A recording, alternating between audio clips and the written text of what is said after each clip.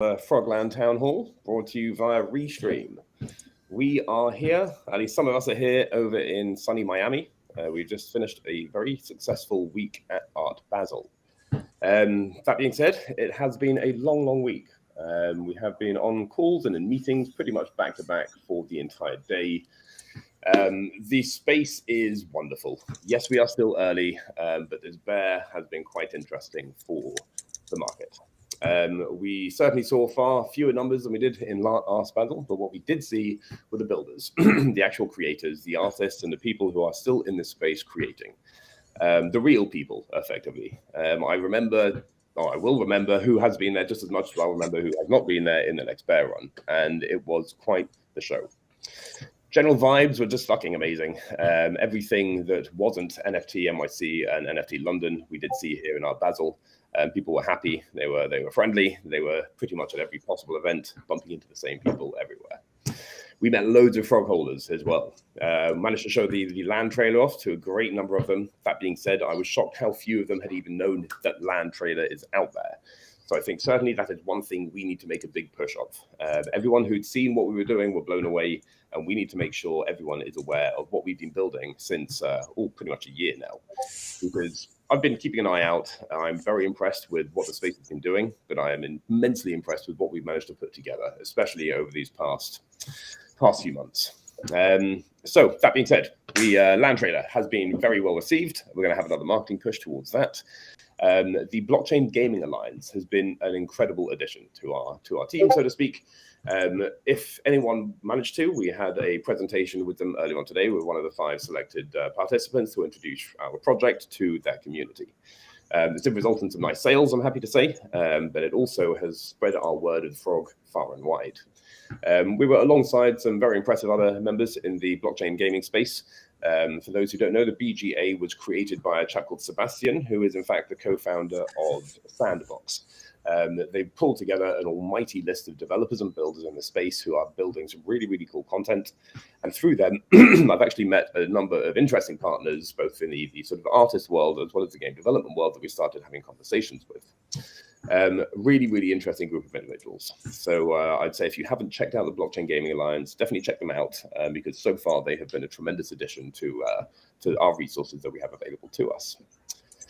What else? I mean, well, the latest. We are seeing a lot of interesting developments in the land of AI. With them. So as such, we've been working with a few of our both community members and the team members on doing a bit of research and development on the different AI tools that exist and which tech stacks may be useful for sort of us and for our community to start building cool content. With that, we're working on a few separate Frogland AI models. So effectively, people will be able to make their own derivatives really easily with a click of a few keyboard buttons. So as I say, this is a quick overview for what we've been up to since our last town hall. There's still a hell of a lot more, so I'm going to pass over to Andy for a bit of an event. Snoop, but before we move on, so unfortunately, I wasn't able to join you all at Art Basel this year. I've been missing you all greatly, but I believe there was also a Frogland celebration for people who were around in Art Basel. How was that specifically? Good question. It was bloody amazing. So we teamed up with a lot of our friends, you know, the Gabe Weisses, the Meta Noises, the Stoics. We had a lot of the movers and shakers in the one of one art world who were co-hosting the party with us. Okay, so it was a collab party. I mean, awesome. That sounds fun. It was indeed, and it was great. We had, if you're a frog holder, you had an open bar. If you sort of were part of the crew, then you would have had instant access. Overall, it was definitely one of the better events in the time space. There was live art being created. We were inside an incredible gallery in Wynwood, in the heart of it all. It was a great event. Again, we had a lot of frog holders who'd come who have had frogs for a long time, but simply didn't know about the land trailer. So we need to make sure that people are aware of what's coming with the upcoming land, because again, you see what's happening, and it's pretty cool. And I mean, you said there was an art gallery there. I mean, I remember, I think it was either Gabe or his buddy Wes Henry last year in Art Basel, where we saw him doing a bunch of like live artwork. it was Wes making some cool stuff there live. Was any of that going on this time, like either at the Frogland party or elsewhere? I mean, because that's always fun to see. There was indeed, and I'm happy you asked that, so I have to go and get this. So there was an interesting gadget created by 9DCC, a collab between Snowthrow and G Money and a few others, to have these shirts with an NFC tag on it. And so you can go and collect POAP simply by touching these NFC tags, and whoever collected the most wins something or other. Now, I like to think I have the rarest and coolest one, if you can see this. Oh, unfortunately, you can't, because here I have the actual T-shirt with a one-of-one Gabe Weiss that was hand-drawn during the party. Hey. I'm happy to say the rarest iteration shirt in existence. That's cool. Kind of takes me back to actually our first Frogland party at Art Basel, as I'm sure you remember, but some people might not know. We had a bunch of artist friends there and basically drawing on people's T-shirts. So we had a bunch of like Frogland merch that was specifically with space for these guys to just kind of go to town with Sharpies on, and a lot of cool stuff came out of that. So it kind of takes me back there. To these shoes here, I don't know if you can see them. So here we have the likes of Logic, we have Gabe Weiss, we have Wes Henry, we have anyone who's known in the space has signed these shoes. So we'll have some more info on these in the future. But yes, we love the artists here. There's a lot of builders, and they're all stood around. Nice. So, on that note, Andy, over to you. All right. As I say, yeah, the art galleries and like the live artworking by all of the artists was super, super cool this year. There was a lot of appreciation for the artwork, which I thought is always a good thing. But yeah, so kind of moving on to a little bit of a retrospective about what we've been working on for the month of November. We have started and actually finished production on the first episode of a serial drama that we've been working on. What we've been looking to do is get a lot more short form consumable visual content out into the world. So that way more people can kind of see where we are and read and hear where we are and figure out what we're doing a little bit more behind the scenes and be able to take all of that content and ingest it in a way that's not as reading heavy as the Toadex can be, and hopefully doesn't make everyone feel overwhelmed when they're jumping in the project, because obviously it is a lot of content that we have. So what we've been doing with the serial drama is kind of starting to interweave a lot of the canon from the team and lore from the community and activity there. So this is going to be essentially kind of starting off with the first FRPG and playing and getting where all of the players kind of came from there, and kind of starting to introduce different community member characters with some of the NPC characters that the team has been working on, and putting it together in a way that's hopefully going to make everything a lot easier to kind of follow along and see where everything is going with all of that. Go ahead. So who are some of the characters people might remember or might not know of who are in this first one? Yeah, so there is we have Horny the Toad is playing Croak McFrogchain, who is the private eye in the investigation of Jimmy the Knee's murder. Sir Croaks-a-Lot and Frog Capone were the two FLPD police officers, and that was Bullish Frog and Gamabunta. And then we have, I'm trying to remember who else we have on there. Here, ask me when I'm bad with names. We have Lobo, who did all of the music and the arranging of all of the audio and getting everyone organized in all of that. Totally. Big shout out to Lobo, both for herding the cats around getting the audio done and doing an amazing job mixing it all together. I can't wait for people to hear that. But sorry, go on. All good. I know we had Horny the Toad's wife and Bullish's wife as well also had some recorded parts in there, and then Dee Dee and Hazer, Frogzilla and Hazer worked on some of the artwork that went into that, and then Donkey Frog did as well. So it's a very big, it's been a lot of community content right from the start, and getting that all kind of involved and put together in a way that I think it's going to be a pretty cool way to really show off what we're doing right from the beginning. So some of the other things we've been working on in November, we've made some connections with the teams at Collabland and Face Wallet, and are integrating their tools to allow our website to connect to our users' wallets, Discord profile, and social media profiles.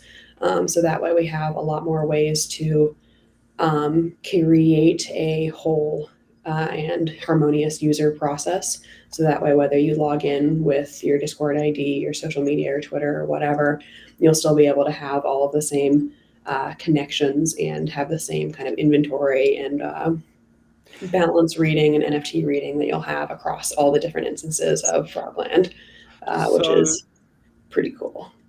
So yeah, I wanted to expand on that a little bit and say, like, so actually in the last town hall and perhaps one before that, we've spoken a lot about like how we're trying to stitch these different parts together, and this is a major core component of that. I mean, this is the authentication across these different systems, and our system being able to see you as a single unified user, regardless of what ecosystems you're touching, whether it be your wallet, whether it be your Discord, and that's how we can kind of start to mesh these experiences together. That you could do something on the site and see it show up in the Discord economy. So I mean, this is a really important part of that, and these tools help make that easier. And also using standardized common tools is great, as it may result in other easier integrations later as well. Yeah, definitely. I mean, I think that's a really big step in towards the fulfillment of kind of the term metaverse and how it's used in like today's technology, when it's not necessarily like all like full 3D world, everyone in their pods, but kind of creating that harmonious experience across all different platforms. I think that's a really, really cool thing that I think is going to be very fun to work with. And so also we have had this switch over the last month to doing these monthly town halls, where we kind of do these as retrospectives over the past month of work and dev, and talk about all the progress that we've made, and not have quite as frequent weekly town halls or bi-weekly. But what we're doing instead, that we're working on and going to keep moving forward with, is the Horny's $2 Thursdays, where one of the founders comes in and kind of hosts an hour-long masterclass working on different parts of whatever their specialty is. So we've had a few different ones now, where Shrimp worked on showing off the textures and materials and how to create those in Photoshop, and then how those can be imported into a model to make something that is low poly look more high fidelity and give it more texture without necessarily adding to the GPU load that the computer will need to render that out. Similarly, Froggy Digital did one on accessing the Frogland APIs to build out a web app, as well as using Etherscan to be able to read the metadata behind the different NFTs as well. And then Bugs is starting a series where he is working on showing people or working with people to create a model of a character, and a character is something that has a soul. And so I think in the first week they did the actual building out of the model, and then I think the next session they're going to be rigging and getting that animated, which I think is pretty cool. So just to clarify on the name, Mm-hmm. Horny's $2 Thursdays, that's not an entry fee, is it? Correct. No entry fee. Okay. So I mean, I guess he's taking that from his more approachable fee nights on what he hopes to be his metaverse strip club. Is that correct? Exactly. Okay. Always working the metaverse and working the integrated in character feel and everything that we do, which I think is pretty exciting. So we've also, I know Shrimp's been kind of showing off some stuff in the background here. Who wants to give a little bit of a? Can you guys hear me? Yes. Yeah, we can. I'm working on a different computer than normally. Yeah, I'm just kind of building some frog textures here for our first round of the alpha pre-release of the game. And let me see, you got your little tree frog here, and working on a way to swap these textures out, all based, of course, on our Notorious frog textures.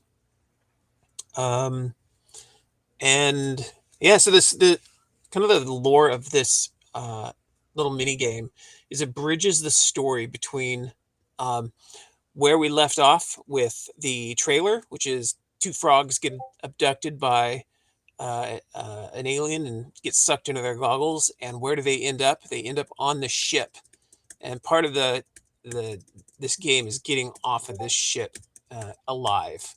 And so this is some really early gameplay. We're going to have each one of the biomes in here eventually. And it's going to be a lot of fun. This is a really old pre-release version where we're just testing the skin textures. We don't have any of the other stuff in here. So, I mean, getting on the ship, and then if it's not, sharing too much, where would you getting off the ship? Well, that's part of the trick, right? You have to get off the ship. In the prehistory of Frogland, the DNA of the frogs have traditionally been abducted through these time portals in the in real Earth, and the Overtoad selects frogs from their biomes, pulls them into the Frogland dimension, then extracts the DNA. But in the story here, you are the frog that just got abducted from Earth in current time, and now you have to escape before your DNA is extracted. Eventually, you will earn enough power-ups to become a Notorious frog. That's part of the fun. Okay, and at that point, you transcend meta by getting legs. You get your frog legs. Yeah, exactly. Yeah, kind of the journey ship. from this more natural frog to an anthropomorphized frog. I just thought I'd take a dig at good old Zuck. Yeah. Yeah. So that's what we're doing here. Working on right now a material switcher, which means that I can select any one of my skins, which I have here in our. I don't know if it'll show me. Here we go. These are all our skins from the collection. They've been resized and reduced down so they fit into the game engine. And yeah, then you'll be able to select your NFT on your wallet, and it'll load up your frog. Not all the attributes at the beginning, mainly just the naked frogs right now, skin, eyes, maybe the belly. We'll see if we can get that done. But at least the skin and the eyes. And then part of the game is earning your ranks as a Notorious frog. That's really cool. So I mean, I believe it was last town hall. Like we showed off some of the game a little bit, and in some ways, like that. There was more stuff that was already textured, but in the current stuff you're showing, the textures that are there look way more like in depth and pretty cool. Quite an interesting reimagining. I mean, yeah. Do you have any thoughts on that? And that's the frog they saw last time. Old frog. No, yeah. I mean, making games is a slow and arduous process where you kind of handcraft every bit of the way. And so right now we're taking this tree frog that in Blender I'm kind of modeling out his sculpted pose, and then I'll take his eyes and we'll apply the correct textures to the eyes and so forth. But the pyramids weren't built in a day, and it definitely these games as of now, until AI like builds you a game by just putting in some silly string, they're built by hand. And this one is particularly large. I think the repo is already in the 25 gig realm, maybe even in the 60 gig realm. So it's big. Once it goes into the repo, then it's compiled for the target platforms. In this case, it'll be WebGL probably, so you can play it in the browser. And then then we kind of start designing the particular attributes of the game, what the power-ups are, how much money you get, how you use the power-ups, how it changes the behavior. And the primary idea here is we figure out how all these interactions work within the blockchain. This ultimately is just kind of a fun little silly project for us to work on, but it really helps us prove out the longer term goals and the long term process. Right. So I guess the process is as important here as the product, because the process is something repeatable that we can use internally for more such things, as well as start to share with others. Something like that, right? Yeah, Is that yeah, absolutely. Yeah. I mean, the idea here is we'll have built a framework so that any of our frogs could build their own game. And in fact, this game was intentionally pulled as a template off of the store because we wanted to see what it would be like for a frog owner that was interested in making their own game to grab a template, modify it, and then republish it out. So that is kind of the intent here, is that this framework will, once it's hammered down, and Address can, Froggy Digital can talk about this in more depth. But the overall intention is that we build out a framework that is allows us to deploy multiple gaming products that will ultimately all tie back into our ecosystem. Yeah, so that's where we're at with it. It's hard for me to talk and work at the same time, so all I can do is just kind of spin this little silly guy. Well, and I mean, I guess to elaborate a little bit, also, I mean, the leaderboard infrastructure, I believe, is all in place. It's really about, at this point, nailing down exactly how the scoring system works within the game, such that the leaderboard is competitive and fun and approachable, that not everybody needs to be in the top 10 to find the leaderboard interesting. Yeah, that's a good point. Like, so we're designing these leaderboards in a way that in an alpha, it's like what I call minimum lovable. Like, you enjoy playing it, you enjoy the game. It's not perfect. It's got a whole bunch of flaws. You could spend forever tweaking your game. Minimum lovable product.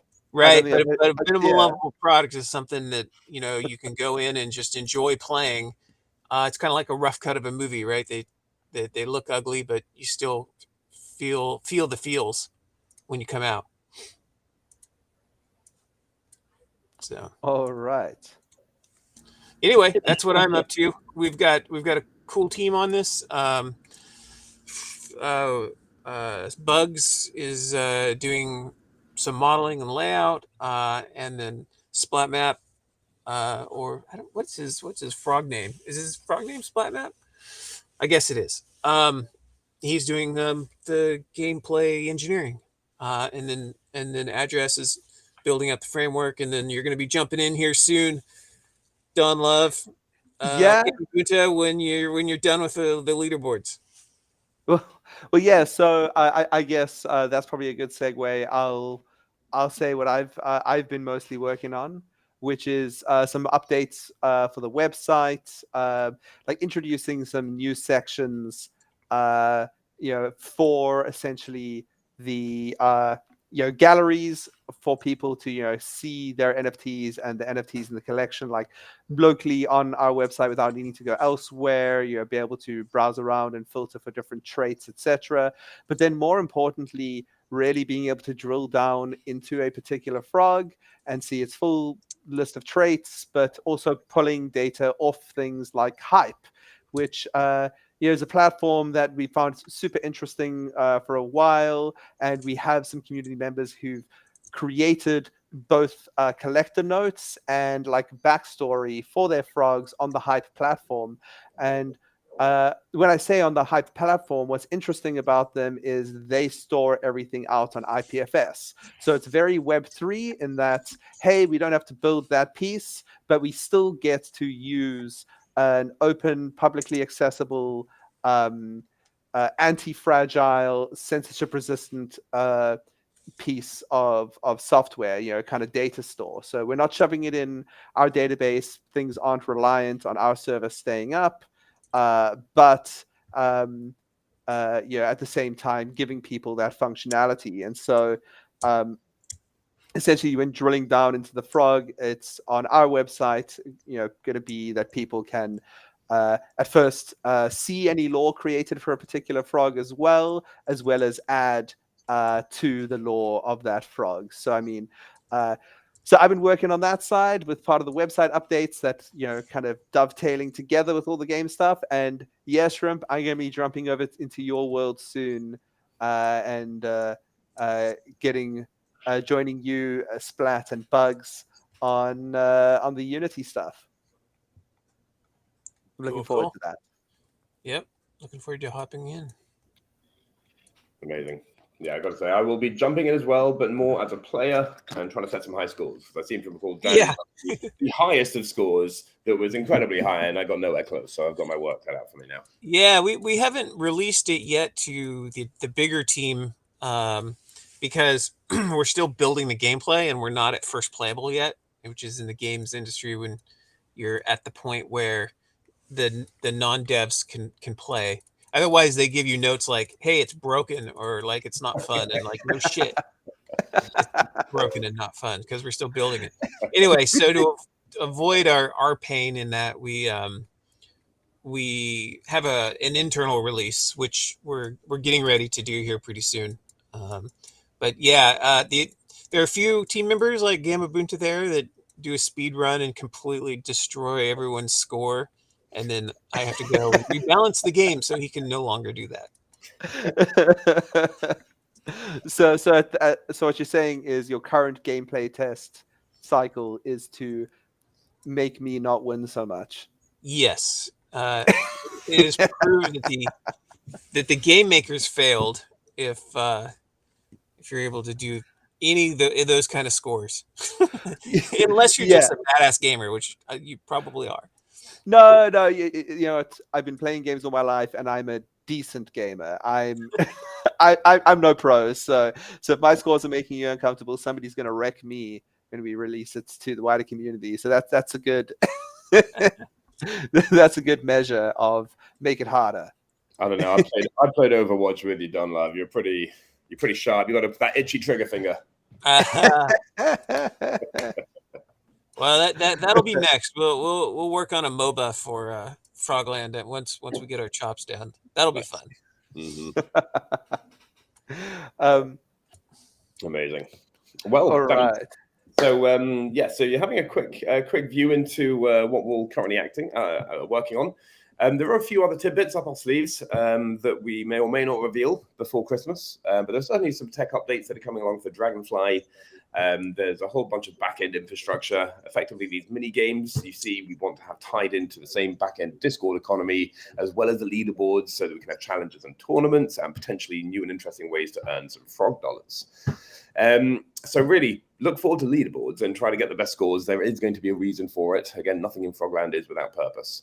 The idea here is to have one user profile. Effectively, your frog is going to be applicable across a number of different platforms, be it Discord or an online 3D game or a browser-based experience. Items that can be collected will then show up in a Discord inventory.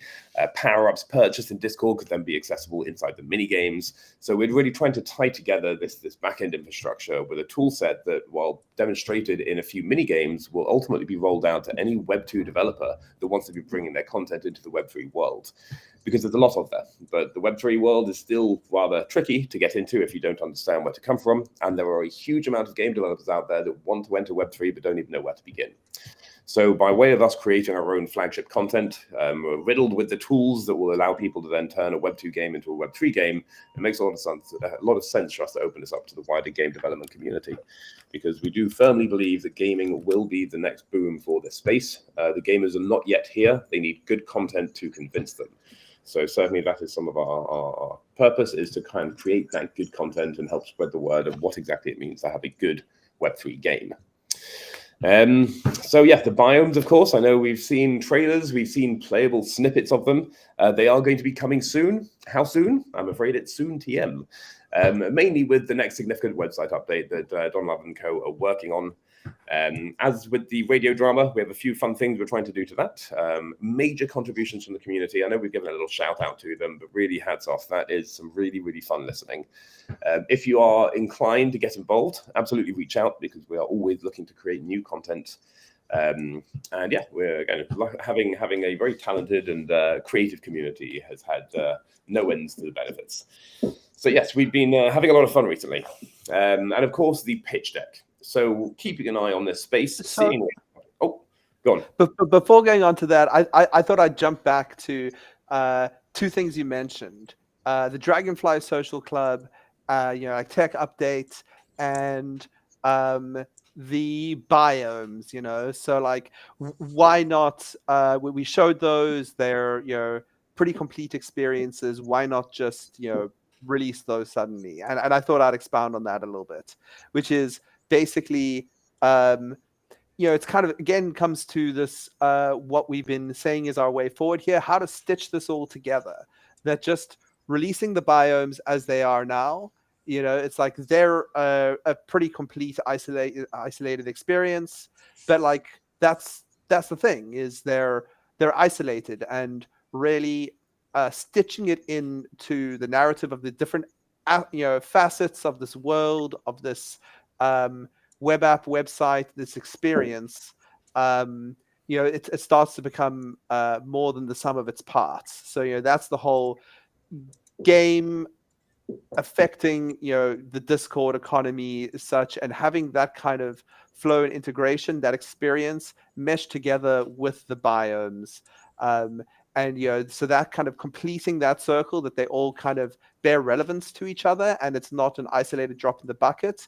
That becomes part of an ecosystem rather than a set of fragmented things. And that's what we've been kind of focusing on, bringing these previous and existing efforts together.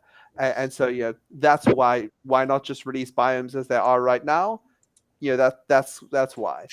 As well as then the updates to the Dragonfly Social Club are really then taking that same narrative a bit further. It's kind of going like, okay, this thing is really cool that we made, and let's extend that and kind of again bring our desktop gaming application experience, that high fidelity, into this world, making it speak to everything else, so that having a frog and having land devices, and having the biomes as experiences kind of has an impact on the Dragonfly Social Club experience, and having that kind of interplay both between Crossy Toad, these biome experiences, and the Dragonfly Social Club, so that they start to feel like an integrated experience, even if lightly at first, as we start to kind of stitch this all together. But sorry, Snoop, you were speaking about pitch decks. No, Yeah. Well pointed. So yes, I know we have been talking on and off about if pitch deck and fundraising may be the best thing for Frogland given the current state of the market. I know when we set out to do this, the intention was to not have to rely on VCs, but I do believe there are investors out there now who have seen this space evolve, who are, let's say, better actors than some of the more notorious of the VCs out there. I use Notorious, not in the Notorious frog sense of the word. So we've been keeping our eyes peeled. There's been a bit of interest from people who may or may not want to look into what we're doing. And it's now gotten to the point that we may need to put together some sort of informational pitch deck for those people we think could be potentially interesting to join us on this journey. So I think the correct thing to do would be for us to do this collectively as a community, to create a Google slide in some shape or form, to present that to ourselves, to the closest and trusted group of the Notorious Frogs, those most active community members, to get thoughts and input on the direction we are taking this deck and the individuals we may want to talk to. So again, nothing is set in stone. We haven't even begun this whole journey, this whole process of fundraising. It's genuinely an arduous and time-consuming aspect of 3 to 6 months of doing the same thing over and over again. However, we are going to be in this bear for a while. With any luck, we won't, but let's just always assume for the worst. And so that being said, it could be a good idea for us to continue to build and to scale and to grow with the speed that we would like to, for us to start considering what it may take and what a round of investment may look like. So, as mentioned, we're going to try and do this in the most transparent way yet. We're going to try and be disruptive when it comes to fundraising and do this with a group of individuals, effectively our family, our frogs, and see what we can build collectively in words of presentations, and then start shopping that around with individuals that we think, and with the permission of the community, are the right kind of people to get involved in what we're doing. So, keep your eyes peeled on that. This is definitely going to be something we're looking at over the next few weeks, and again, we'll get some announcements out on the channels so that you can see what we're dabbling with. So that was pretty much my little bit there. But again, always keen. Ping me in Discord if you had any follow-up questions, especially if you are familiar with the fundraising process or you enjoy making a good deck. Absolutely reach out, and yeah, we'd love to back and forward and let's see where we can take this together. All right. I mean, it's a process you've been through before, Steve, right? So, I mean... Very much so. Not this way around, however. And this is why I'm more excited, because normally when I'm doing it, it's myself locked in a room working on presentation after presentation. It's mind-numbing and it's dull.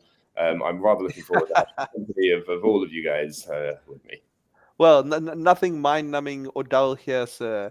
And hopefully, with the experience of many, we might find some interesting potential partners who seem like the right kind of fit.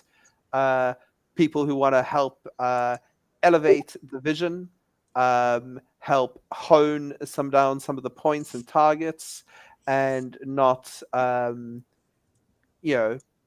take things in a completely different, their own direction. Without it. Nice. So, all in all, it has been quite the week, quite the 2 weeks, in fact. Because, of course, it was not just Art Basel. There was Decentral Miami.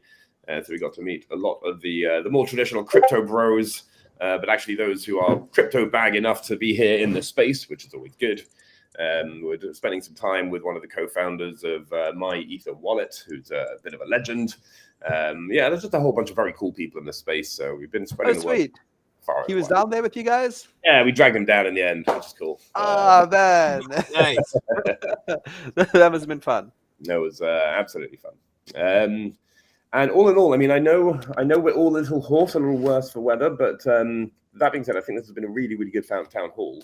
If people have questions, feel free to shoot them in the chat or in Discord. Otherwise, I think we've probably had a nice comprehensive town hall, and I could probably go and sleep for a few days. Go hibernate.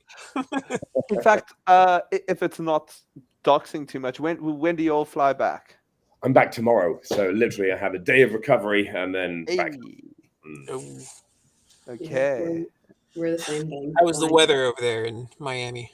It's frogging awesome. It's so nice. Hopping around in shorts and a t-shirt everywhere. Yep. Well, I'm sure Dee Dee's aching for some help with the tadpole again. and I'm sure you're eager to see your little tadpole. Itching to get back. I really am. Wonderful. Well, on that note, I'd like to thank each and every one of you again for being a part of this family, and we look forward to our next town hall. And in the meantime, we'll see you in the Discord. Thanks again, everyone. Right. Take care. Ribbit out. Thanks, everybody. Cheers, cheers. Thanks, guys.